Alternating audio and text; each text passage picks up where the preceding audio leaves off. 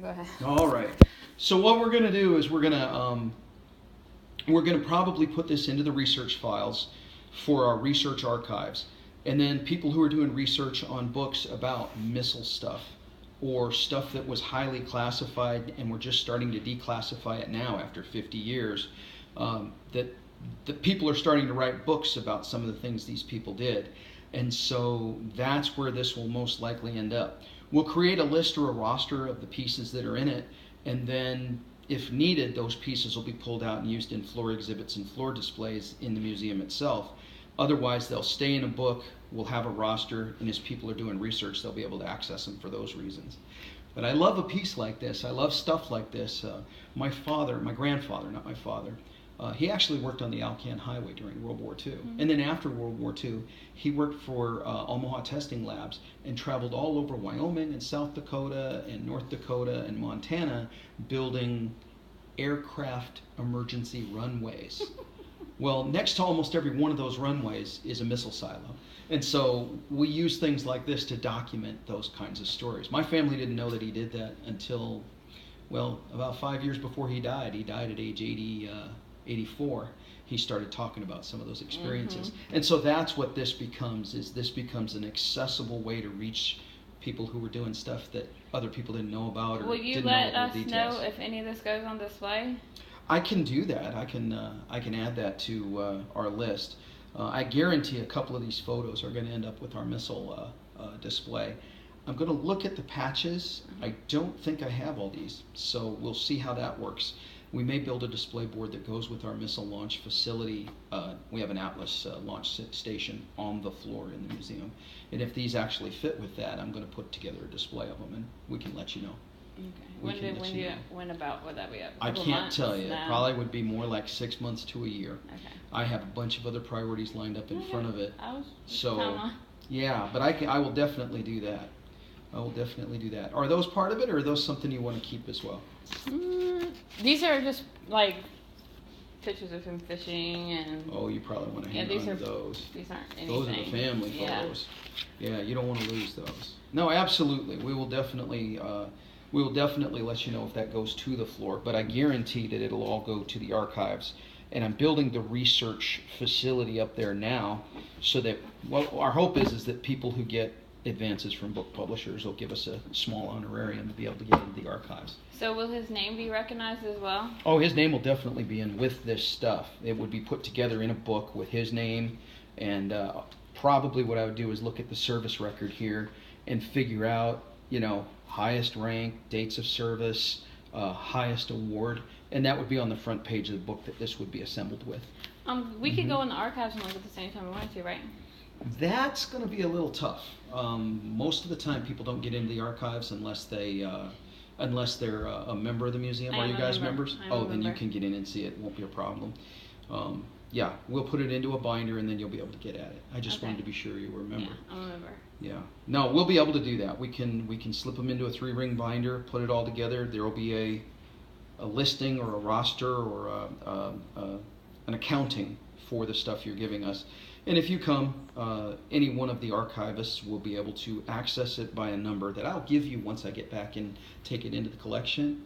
We actually get what we call a curatorial number. Mm-hmm. We'll send that to you as well, so you'll have it, and a thank you note and all that. Mm-hmm. But we'll say this is what's in it, this is the number, and then when you come up there, we'll be able to yank the book and show you. So when you put the badges and his photo, will you put his name and stuff attached to those too, or will it just be? Oh, absolutely. Okay. Yeah, no, if we put it out on the floor, his name will go with it. Okay. If it doesn't go to the floor, it'll be in a binder with his name on it, and your name as well. Oh, no, money. No, we put Gibson. Okay, then we'll put Gibson on it. We'll put Gibson on it. Because this is his stuff, that family, because Calderon, that's my husband's family name. Then we'll put Gibson on it. Put Gibson.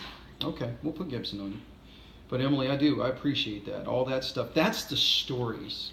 These are the hard things to tell on the floor. Right now, people go out and they look at the planes, and here's an airplane, and it flies this high, and it flies this fast, and it carries this much weight. I want to be able to tell the stories of the service members. Mm-hmm. That's the thing that I think is important. See, that's what's important. This is Papa's life, and He was a very impressive person. And how many years did you say you served? 21 years. 21 years? I served for 20, and I know what these things mean to people. He signed up when he was 17. Oh, wow. I didn't go in until I was 27, but yeah, you know, the military, when you choose to serve something greater than yourself, it becomes who you are, and who you are is what it becomes. And that's the story this kind of a collection tells us. That was Papa. Yeah, well, good. We will definitely do it justice. We'll put it into a nice binder, organize it all again. If I don't use the patches will stay with it. If I do use the patches, they'll be out on the floor with the curatorial number that goes with this set of stuff and his name, and they'll be out there in a case so that they don't disappear, because we have trouble with patches disappearing if I don't case them up. People like to collect them. I was going to ask you something. I forgot what it was. Crap. I'm sorry.